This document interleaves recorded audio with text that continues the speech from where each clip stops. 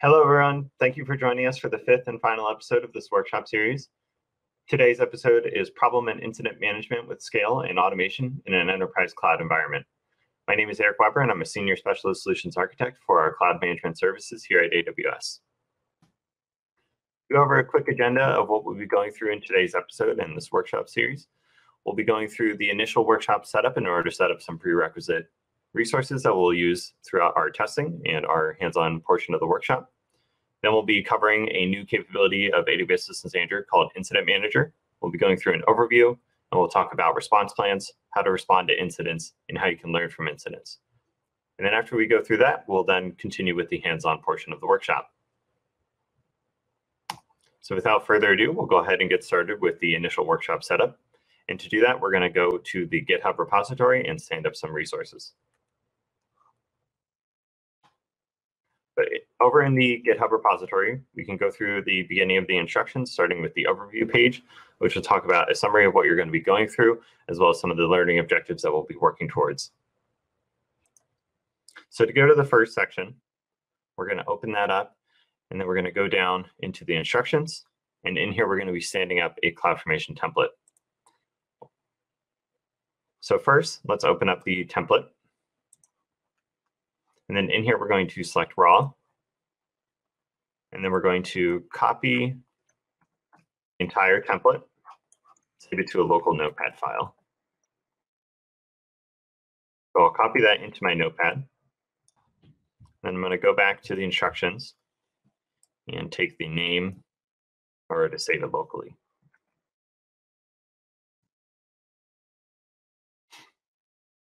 Right, so now that I saved the file locally, let's just take a quick look at the corresponding resources that this template will create. So within our environment, the CloudFormation template and stack is going to create a VPC, a subnet, an internet gateway within that subnet, and a test Amazon Linux EC2 instance, which will then have access to communicate with these Systems Manager endpoints. There will also be an EC2 IAM role that is attached to the EC2 in order to grant permissions to communicate with AWS Systems Manager. And then on top of that EC2 instance, there's going to be an Amazon CloudWatch Alarm that is going to be created, which is going to monitor the CPU utilization of our sample app instance. This will then have actions in order to create a response or an incident over in Incident Manager, leveraging both an event bridge rule as well as a direct action from CloudWatch. So let's go ahead and get started with creating our resources. So to do that, we're going to go over to the CloudFormation console.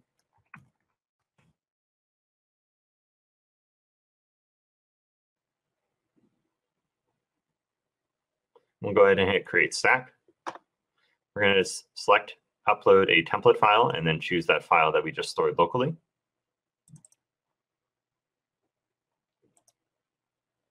In here, we're going to specify a stack name. In this case, it'll just be SSM-workshop-episode 5. And we're going to scroll through here, select Next, and then we'll scroll through again, make sure that we select this capability for IAM, and then hit Create Stack. So this is going to begin provisioning out those resources. And there's one other step that we're going to complete before we continue with the Incident Manager portion. And that step is within the Incident Manager console. So we're going to select Incident Manager from the Services dropdown. This is going to open up the Incident Manager console. And from here, we're going to select Settings. And one of the key features of Incident Manager is that we can replicate data that is being populated within Incident Manager in a particular region and have that be replicated to another AWS region. So should there be any regional outages, you can still work with the information that is being populated to Incident Manager within another AWS region. So this is an important thing to set up when we are talking about our response plans. So to do that, we're just going to hit Add Region here. We're then just going to select US East Ohio and hit Add. Now this will take a couple minutes, similar to our CloudFormation stack. So while we're waiting on both of these processes to complete, we're going to go back and talk about Incident Manager a bit further.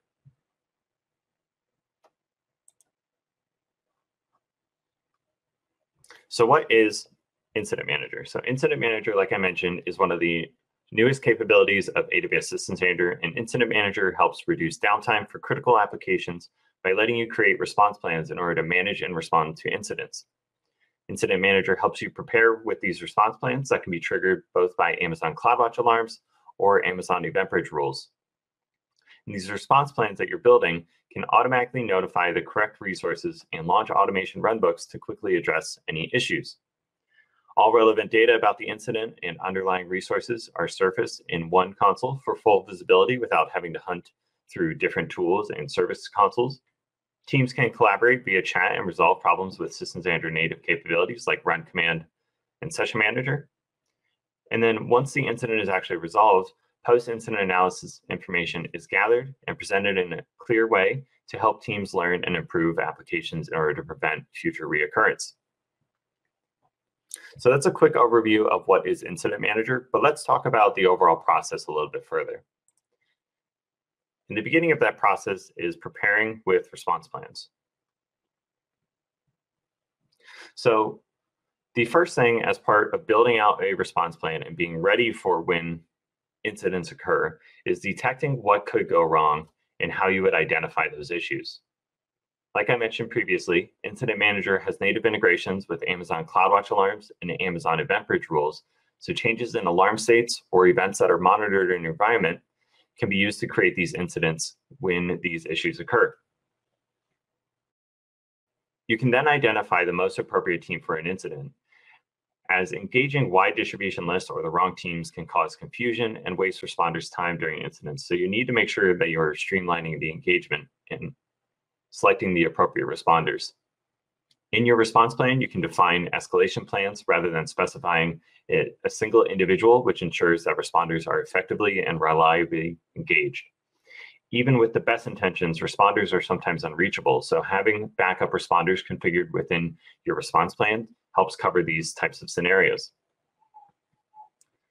Within your response plan, you then define runbooks that provide repeatable and understandable steps, which helps reduce the stress responders experience during incidents.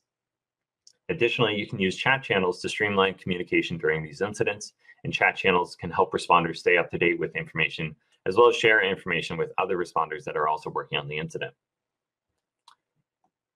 After the incident has properly been mitigated and resolved, you can then go back and perform a post-incident analysis, which guides you through identifying improvements to your incident response, including time to detection and mitigation, as well as addressing root causes with deliverable action items or capturing and sharing learnings within an organization.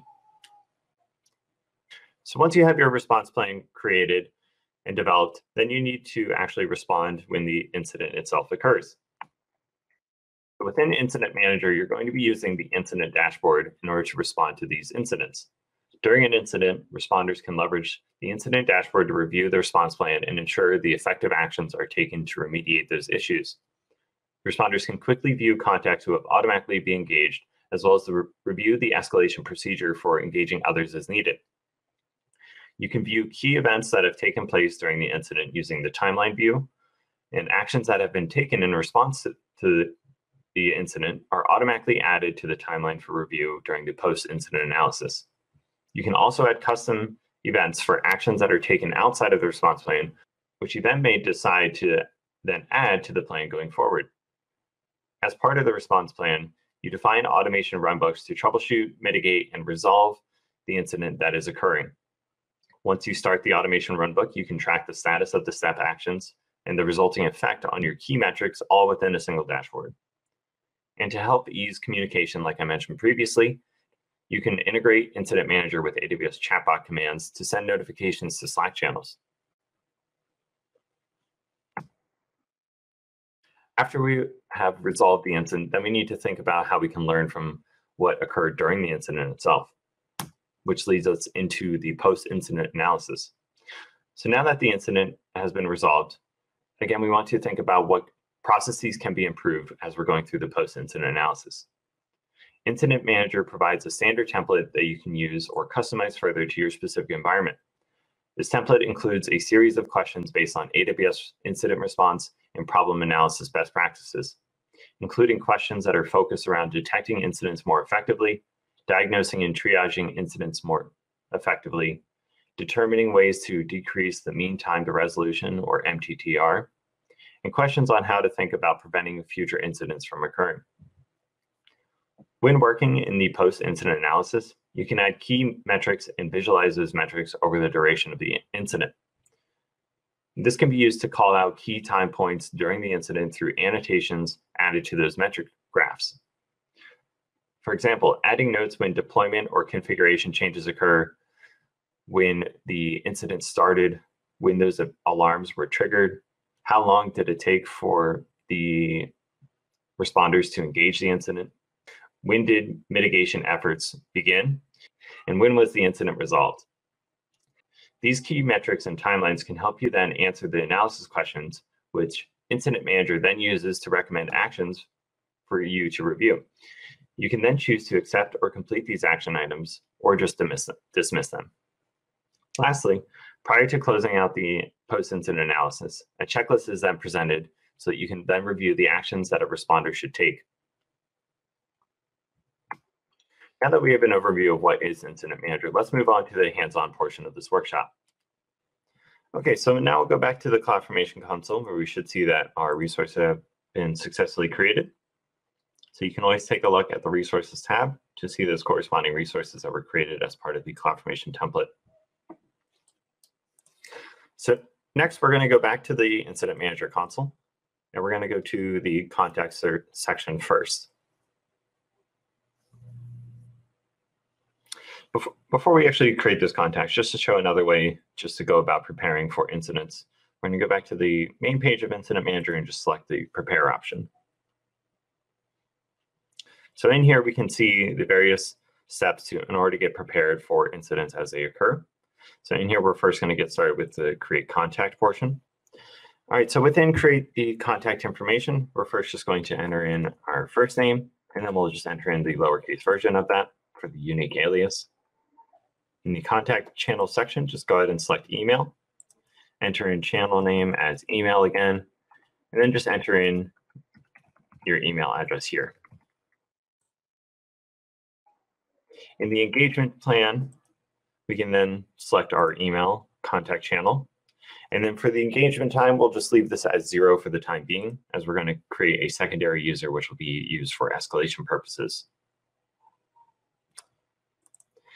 All right, so I received the email now, which contains my activation code. So I'm going to go ahead and populate that information and select Finish. So now that we created our first user, we're going to create a second user, which is going to be the escalated contact as part of our escalation plan. In here, I'm just going to fill out very similar information, just mentioning that this is the escalated temporary user instead.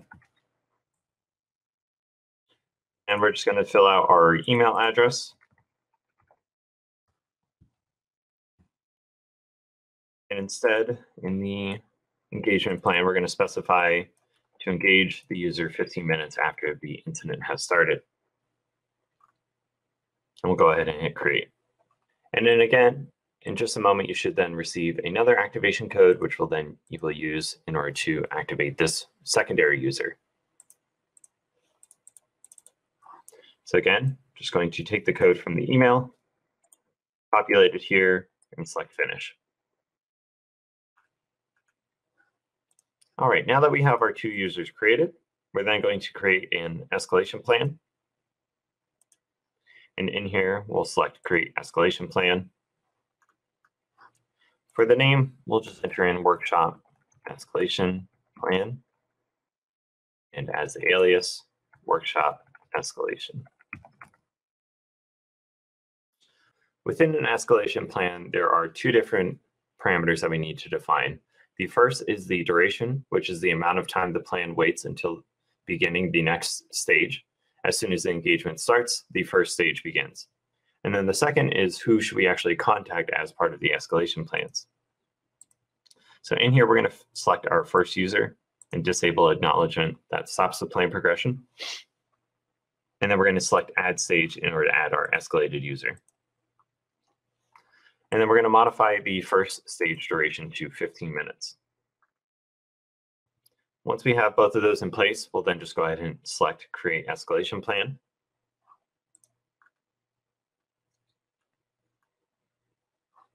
So then we can view our escalation plan again.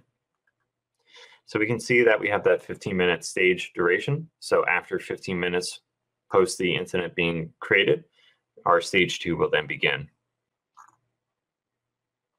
So now that we have our contacts added and our escalation plan created, we are now ready to actually create a response plan. So we're going to select response plans on the left-hand side. Go ahead and select Create Response Plan. In here, for our name of the response plan, we're just going to fill out sample app performance, choose response plan. And this name is case sensitive, so make sure it matches. And then the display name, we'll fill out the same thing, just with some capitalization.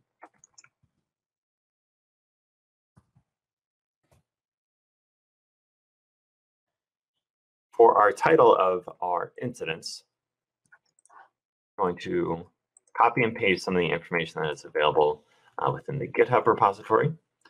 So if we scroll down to our Create Response Plan section, we're then going to fill out this information within our response plan. So for impact, we're going to select high. And then for our summary, we're going to copy and paste the details here. So you can see that we can include Markdown within our response plans so that when the incidents are created, we can have some nice formatting. And then for the dedupe string, we'll enter in sample app performance. For chat channel, we're going to skip this for the workshop, but this is where you can integrate AWS chatbot clients in order to have communication be posted to Slack channels as well. In the engagement section, we're then going to select our workshop escalation plan. And then in the runbook section, this is where we would be defining which runbook should actually be associated with this particular response plan. For the purpose of the workshop today, we're just going to select clone runbook from the template. If you'd like to view the template, we can select this option here, which will then bring us to the documents section of the Systems Manager console, where we can see the sample AWS Incident Manager template that can be used for critical incidents. So in here, there are 4 different steps. I won't talk about them too much right now because we'll be taking a look at them once we actually simulate the incident. So for the runbook, we're then just going to fill out our name of sample app response runbook. And then for the permissions, we're going to create a new role using the template provided. And we're just going to name it Incident Manager-role. And once we fill out all of these parameters, then we can just go ahead and select Create Response Plan. So now we can see our overall response plan as part of our sample app simulated environment. So in here, we can scroll through it and see those same parameters that we specified. If we want to open up the escalation plans or review the corresponding underlying documents, or even the IAM permissions that are being granted for the execution role, we can open up each of these values. With that being said, after we create our response plan, we are then complete with the first section of episode 5. So we'll go ahead and select this in order to go into the second section. In this next section, we're going to simulate the incident itself, which will then create that incident from our response plan. We'll then review the incident, remediate the issue, add some custom timeline events, and then think about the post-incident analysis portion.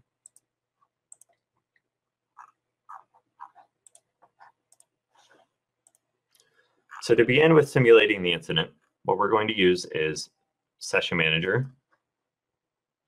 So if you remember, as part of that CloudFormation template, we created a CloudWatch Alarm, which is monitoring CPU usage. And before we simulate the incident, let's go ahead and look at CloudWatch just to review the alarm.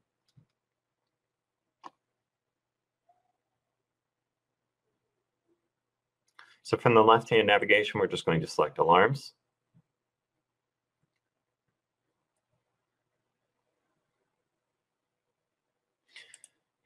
open up our sample CloudWatch Alarm, and we can see that it is in an okay state. So in this case, the alarm is looking for that CPU utilization metric. Should the CPU utilization breach 60% for one data point within 1 minute, then it is going to go into the alarm state. So in order to simulate that CPU utilization, we're going to use Session Manager to send some commands, which will peg the CPU. So within the Systems Manager console, we're going to select Session Manager from the left-hand navigation, and then we'll go ahead and hit Start Session. And then we'll select our sample app instance here.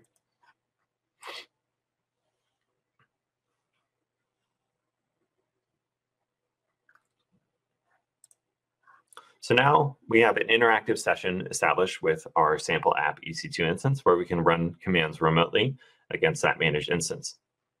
The commands that we're going to be executed are available here. So we're going to run each of these commands on our managed instance. These commands are going to install the stress-ng package, which will then help us simulate that CPU utilization. So we're going to copy and paste these commands to be executed. And we'll go back to our Session Manager tab and paste them in here.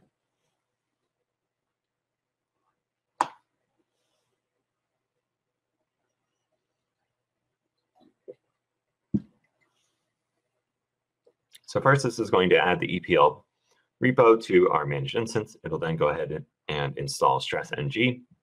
It's then going to just sleep for 10 seconds before we actually kick off the simulation itself. So now we're ready to start simulating the CPU utilization.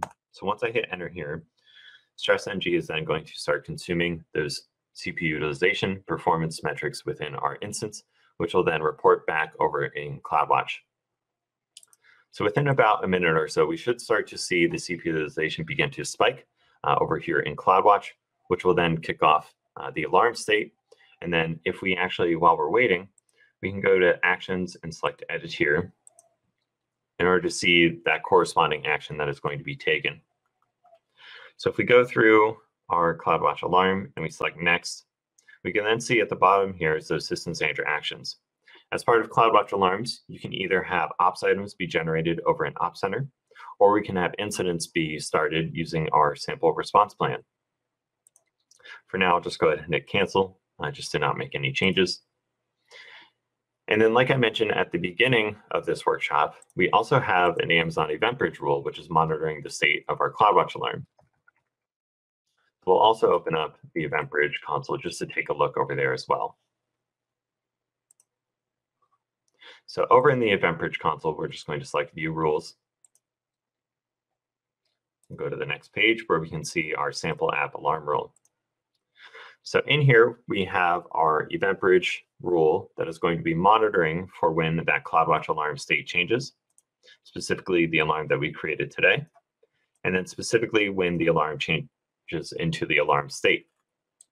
And should that occur, we then have our target, which is then going to be the Incident Manager response plan. So it's going to create an incident over an Incident Manager. So this is just another example showing that within Event Bridge, we can also have our rules enabled, which can then go and create those corresponding incidents. So if we go back to CloudWatch, we can see that the CPU utilization is starting to spike. And in just a moment, we should then see our alarm switch into the alarm state. All right, so our alarm has now changed into the alarm state. So that means that our incident is then going to be kicked off using our response plan that we created just previously. So if we go back to Incident Manager and go to the home page of Incident Manager, we can now see that that incident has been started. We'll open it up. So now, based on our response plan that we created previously, we can see some information that is going to be populated within the incident. What we can do within our incident is open up this option here in order to automatically refresh the page while we're looking at it. So within the Overview tab, we can see some of that summary information that we specified earlier as part of a response plan, as well as the data that is being populated by the CloudWatch Alarm itself. We can also see some of those recent timelines. When was the incident started? When did the alarm go into the alarm state? and when did our runbook actually start? And what is the current state of our runbook? So we can see our current step within our automation runbook is just to go about triaging. So we want to view the metrics tab or navigate to our CloudWatch dashboards in order to review what are the KPIs that are being affected during this event. So let's select the metrics tab, where we can then see that our CloudWatch Alarm metric has automatically been added to this particular tab. So we can see that the CPU utilization is spiking. And then what we are going to do next is that we're going to go ahead and add another metric. So in here, we're then going to select from CloudWatch metrics. We're going to copy in a couple other metrics from the GitHub.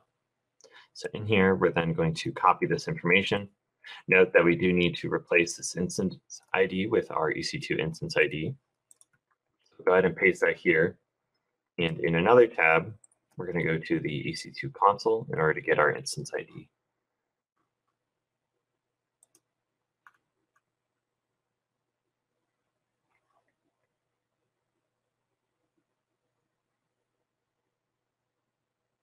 So just like instances running.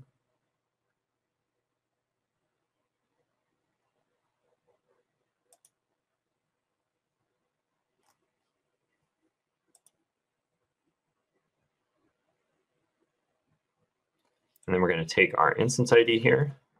We'll copy that and replace the placeholder value.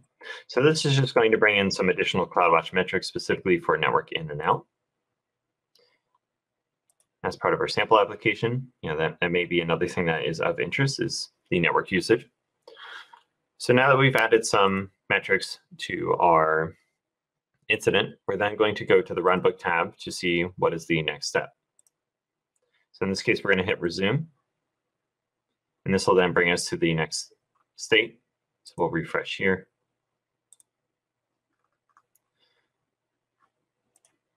And now we can see that we are in the diagnosis portion.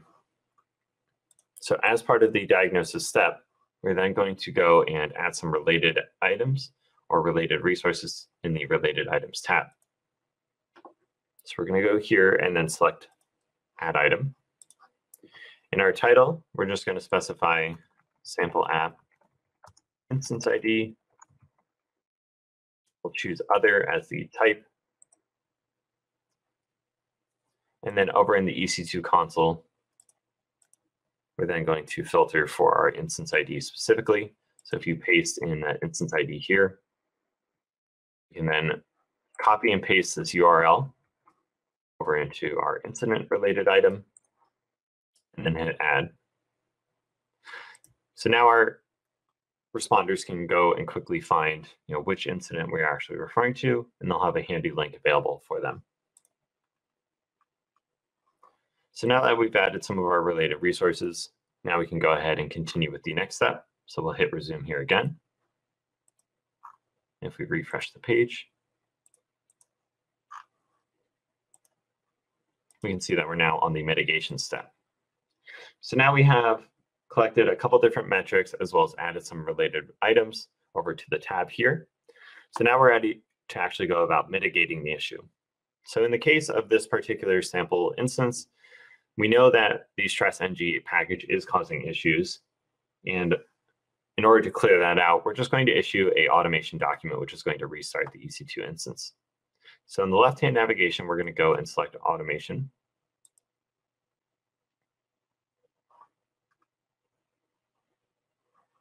We'll hit execute automation here. And then in the automation document section, we can then search for AWS restart, AWS-restart. We'll select our document AWS-restart EC2 instance, and then hit next. In the input parameter section, we're going to enable this option to show the interactive instance picker.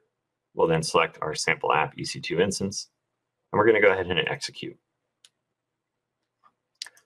So this is going to begin restarting that EC2 instance.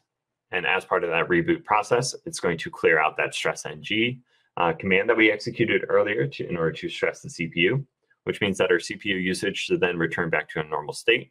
and our CloudWatch alarm will also return back to a normal state. And while we're waiting for that to proceed, we might as well just add this URL to our incident as well as another handy link. So we're going to go back to the related items tab and hit add. We'll fill out automation execution ID, specify URL, and then we'll paste in that URL as well and hit add.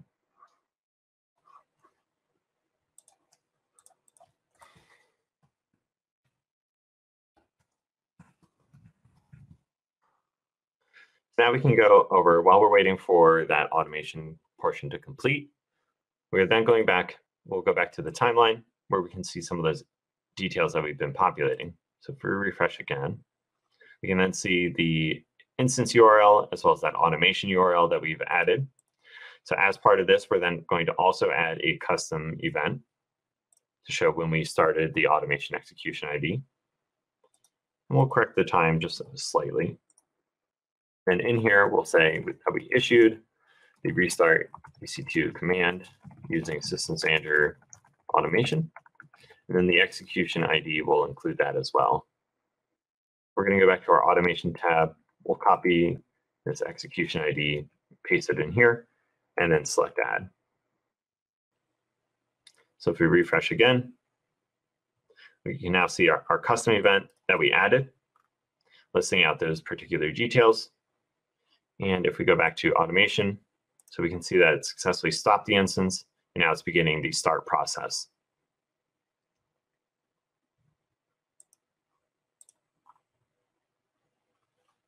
While we're waiting for this, we can just go ahead and review the runbook tab again, just to see if there are any other actions that we need to take.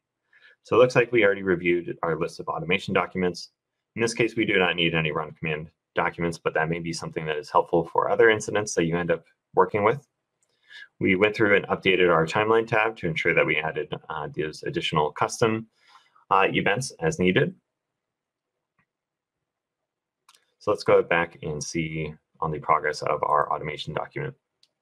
So it looks like it's still rebooting the EC2 instance, so this should take just a couple more moments, and then our instance will be successfully rebooted.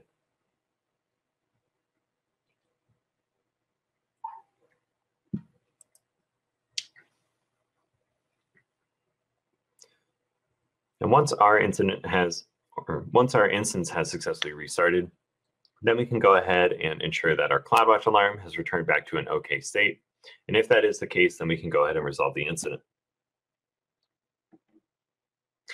All right, so now that our automation runbook has completed and our instance has successfully been restarted, we can then go back to our incident and review the metrics tab.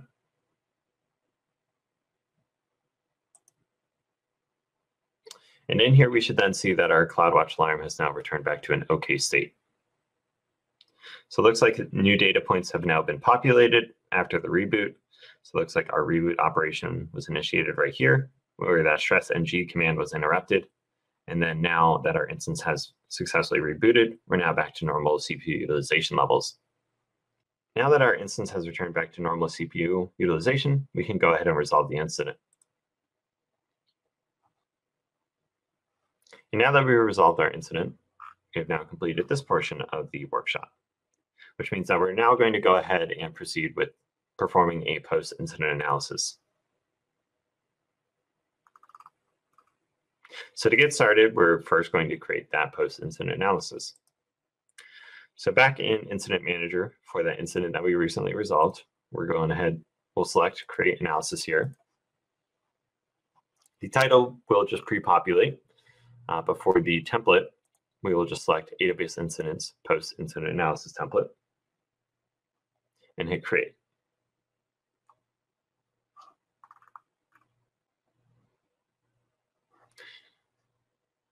So this will bring us to the analysis section of Incident Manager, where we can start reviewing what occurred during the incident and how we can go about improving our procedures going forward.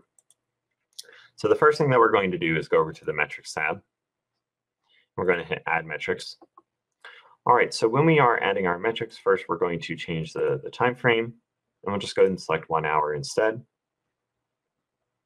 Or actually, let's just go ahead and select 30 minutes, just to shorten down the amount of information that is shown. So in our filter section, we're then going to select CPU utilization, and then we're going to select our EC2 instance. And then we can see those metrics being populated on our dash here. So we'll select next. All right, so now we can go about describing, annotating, and reviewing these metrics that were being included.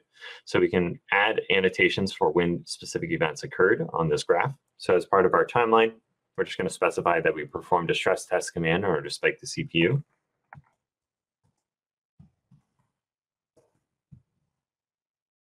And then we'll fill out our description.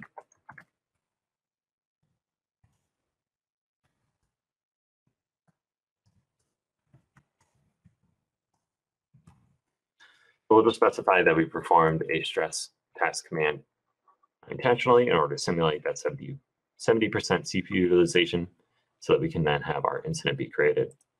So as part of our annotations, again, we want to point or call out key events as they took place. So in this case, the first one is just going to be that the incident began. And it looks like our data point for that is right around 1422. So we'll go ahead and fill that information out. We'll have our annotation be moved over a little bit. We'll add our second incident now, or second annotation rather, notifying when the stress command was interrupted. And that looks to be right around 1428.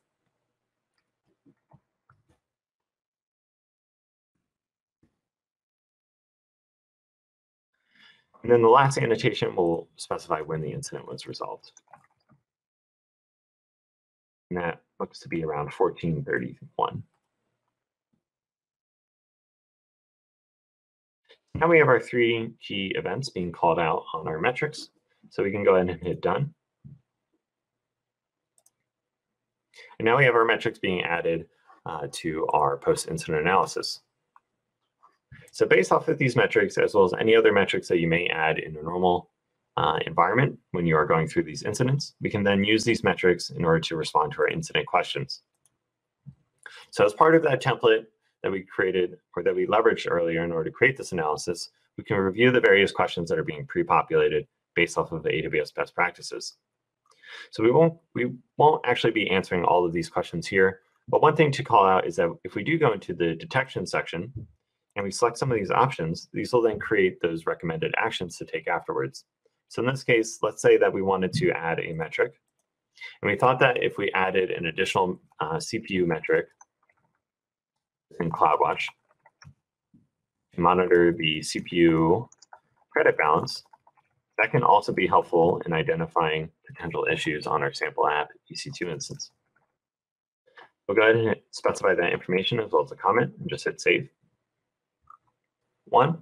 So if we go over to the related items tab, we can then see that corresponding incident that was created previously. And we can always add or remove other related items as needed. If there is an additional analysis that is then related to this one, or additional incident that is also related to this particular analysis, or just any other information like we previously did for that EC2 instance, as well as that automation workflow. But for now, we'll just go ahead and cancel. We're going to go to the action items.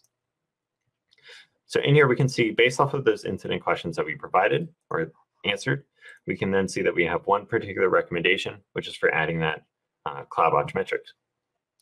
So if we hit accept here, so now that we hit accept on our recommendation, we had a corresponding action item, and this actually ends up creating an ops item over in Ops Center. So let's go over to the Ops Center console and take a look at that action item that was then created. So over in Ops Center, we can see that we have an analysis created. If we open this up, we can then see our ops item that was generated as part of that post-incident analysis process. So in here, we would then want to make sure that we go about adding that additional detection metric for that CPU balance. And then once we do that, we can complete the ops item. So now that our incident analysis has been completed, we can then go ahead and hit complete here. We'll then see our checklist of answers that we provided, metrics that we added, those timeline events, any summary answers. In a real-world environment, we would want to fill out our post-incident analysis more thoroughly, but for the purpose of this workshop, we'll just go ahead and hit complete. And at this point, we are now complete with the workshop. So we can go ahead and begin the teardown process. The first step of the teardown is going to involve deleting that CloudFormation stack and removing those resources that we created. So while this is removing those resources, we can continue with the remainder of the teardown process. So the next step is to go about removing some of these Incident Manager resources. So in our Incident Manager console, we'll first go to our response plans. Or actually, sorry, first we're going to go to the settings section and remove that replication set.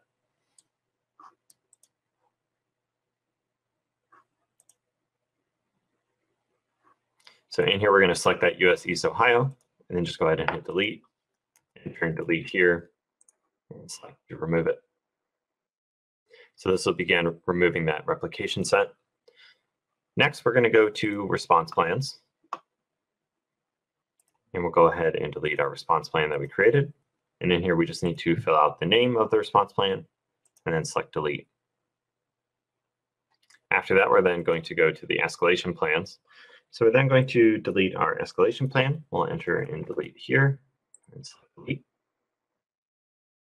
And then we'll go ahead and remove our contacts.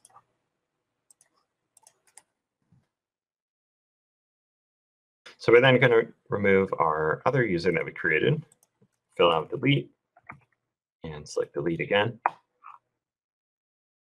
And then the last thing we need to do is remove that IAM role that we created as well during the workshop. So we'll go over to the IAM console, select roles, and then we'll search for that Incident Manager role that we created. Here we'll then select that role, select delete, and then select yes.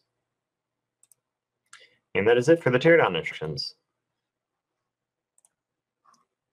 All right, with that being said, thank you everyone for attending today's workshop, as well as the workshop series throughout the entire week. Again, my name is Eric Weber. Thank you all for attending.